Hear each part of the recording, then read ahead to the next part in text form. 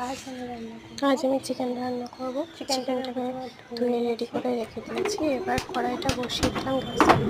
কড়াইটা এরকম লাগছে কারণ একটু আগে আমি একটা রান্না করেছি, সেই জন্য। এবার তেলটাকে দিয়ে দিলাম। তেলটা দিয়ে গরম হয়ে গেল।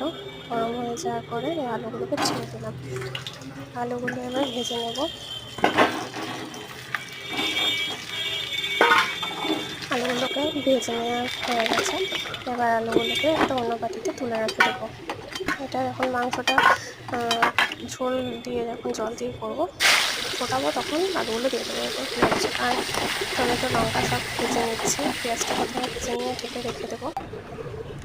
এরপর টমেটো আর লঙ্কাগুলোকে দিয়ে ভেজে নেবো। এরপর আদা রসুন বাটাটা দিয়ে দেবো। নেক্সট পার্ট আসছে। নেক্সট পার্ট দেখে নিন, পরে আছে।